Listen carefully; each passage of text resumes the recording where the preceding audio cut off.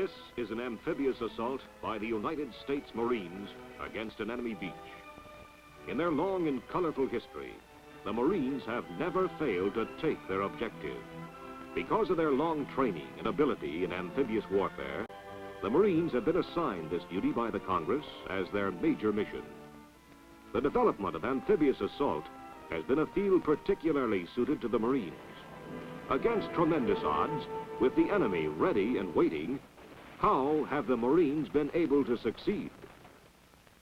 Marines were first recruited at Tun Tavern in Philadelphia, November 1775. In March 1776, their first amphibious landing was carried out in the Bahamas at New Providence, where they captured badly needed military stores. During our war with the Barbary pirates from 1801 to 1805, the Marines again conducted assaults upon the beach.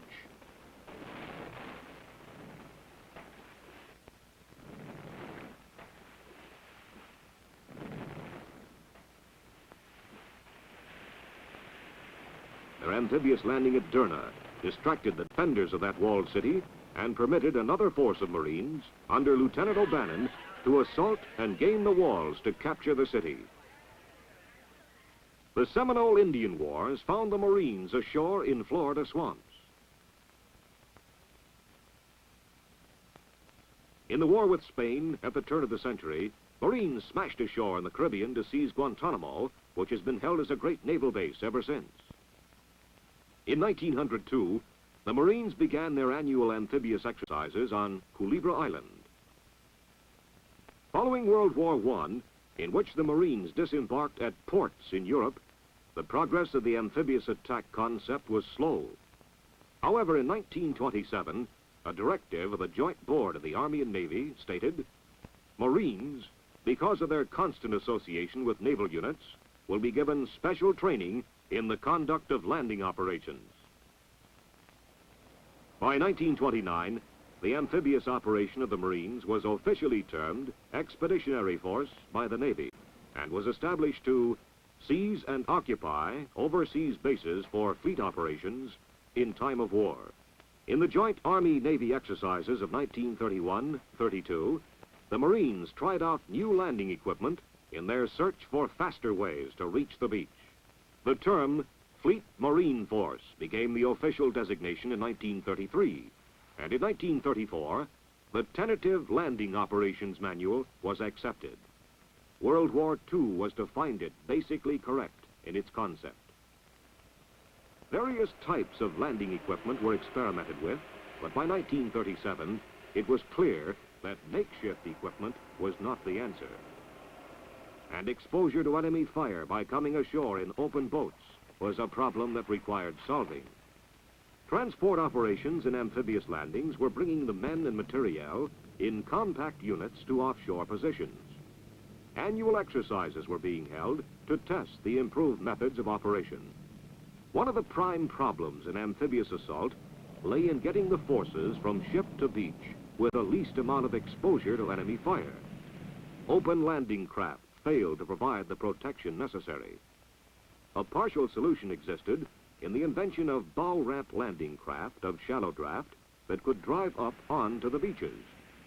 The bow ramp also offered a means of getting tanks ashore in shallow water or through heavy surf.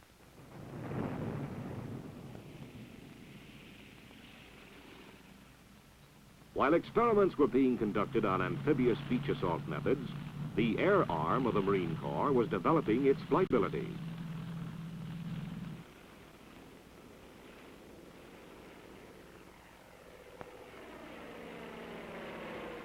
Pilots and ground crews were improving their teamwork in the plan to eventually coordinate air and ground forces during assault.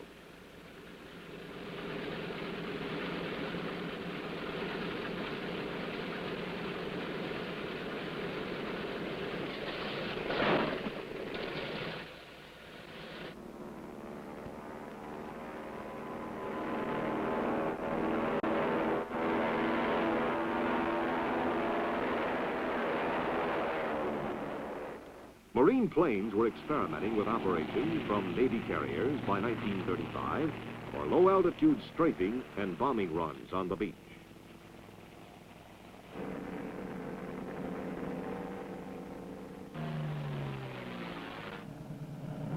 The Marine Air Arm was dropping bombs with increasing accuracy on ground targets.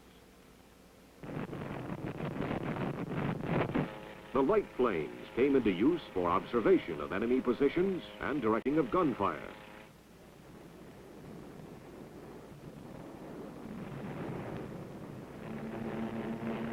As new types of planes were developed, the Marine flyers adapted their new speeds and maneuverability to problems of close air support, a concept of ground attack under low-cover air support that has belonged particularly to the Marines.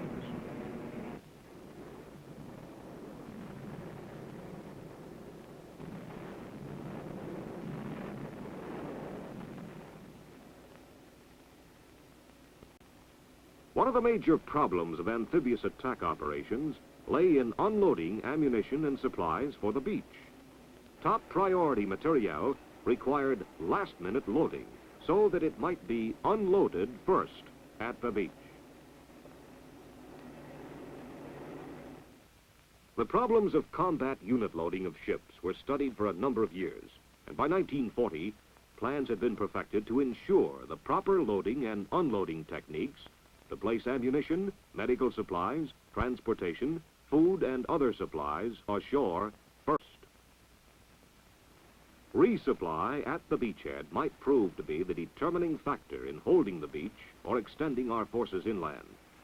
Cargo and transport ships were in a very vulnerable position offshore and had to be unloaded swiftly. Cargo could complicate all shore operations if it were not moved in along established priority. The pre-planning of combat unit loading was carefully developed by the Marines to anticipate such requirements.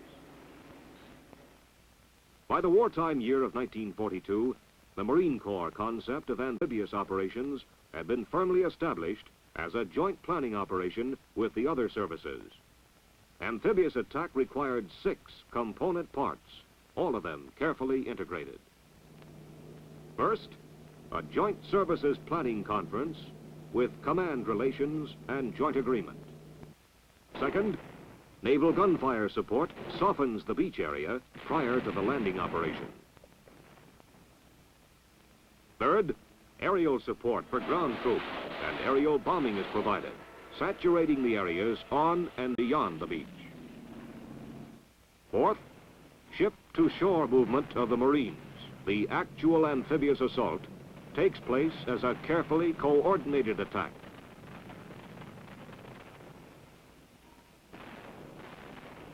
Fifth, securing the beachhead. And sixth, supply when it is needed. Ammunition and supplies are moved to the beach in their established priority, along with medical stores. While the developing concept of amphibious attack was being tested, the Marines, necessary to carry it out, were being trained, and that training was received by all Marines.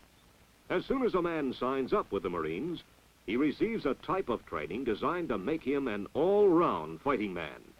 He is prepared physically and mentally to go anywhere, anytime, and do anything as a fighter. No more thorough physical training has ever been devised than that used in the modern Marine Corps. Amphibious assault requires the finest man available.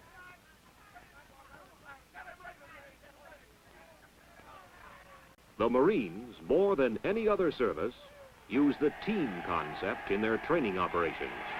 Teamwork, learned in their sports, is simply another way of stressing these techniques to the men.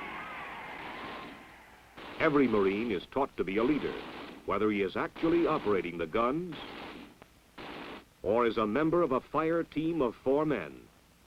At any moment, he may have to take charge during combat. Long before that time comes, he has been trained for such an emergency.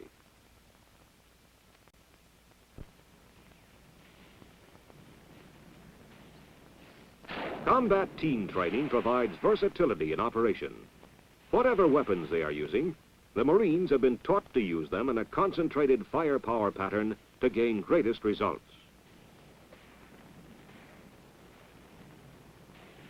This is training. But an amphibious landing under enemy fire on the beach would require training and more training. The Marines get it again and again. The great traditions of World War II in the Pacific remain and are improved upon.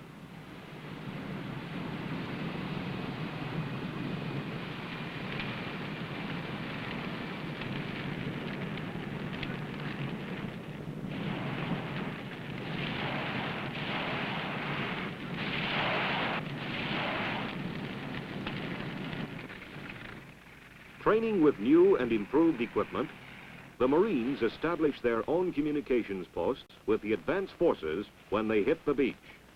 Self-sufficiency must be maintained in such operations. Marine planes are an important part of every training exercise.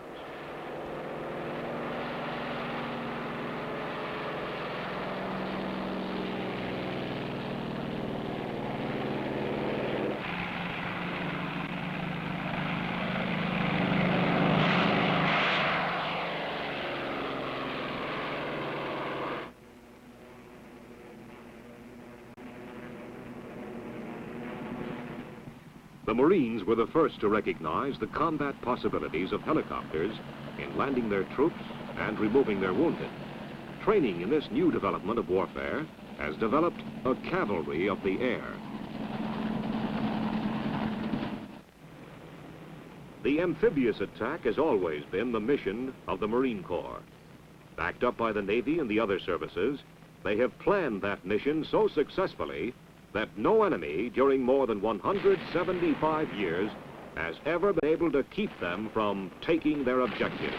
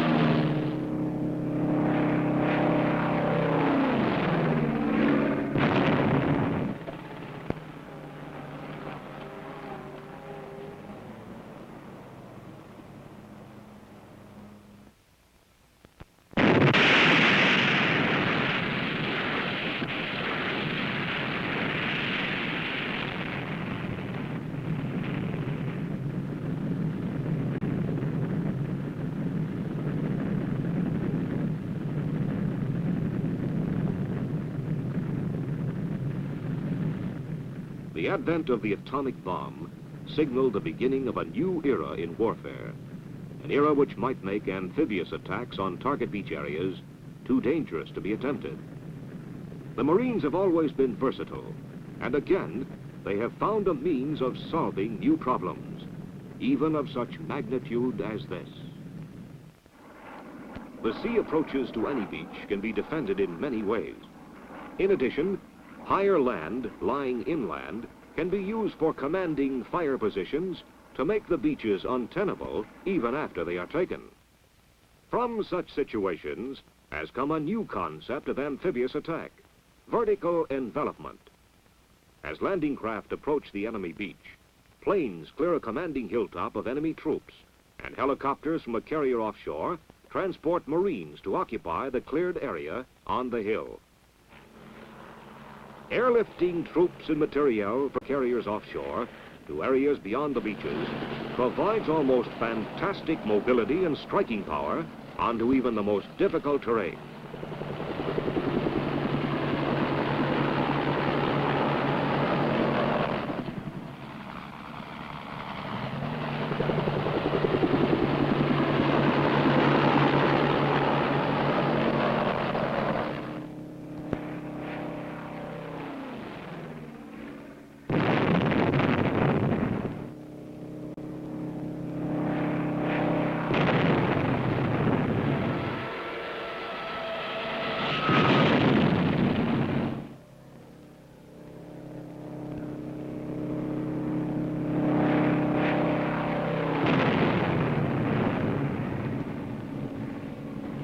With the last-minute cleanup ahead of them on the landing area, the Marine helicopters are en route to establish their advanced post beyond the beaches. Like the amphibious landing, vertical envelopment requires infinite care in planning and firmly established information about the terrain to be captured.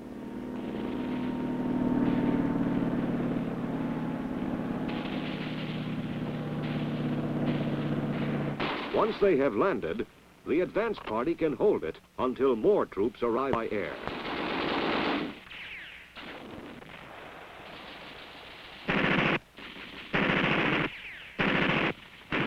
Replenishment comes in by helicopter, with priority ammunition, medical supplies, and food arriving first.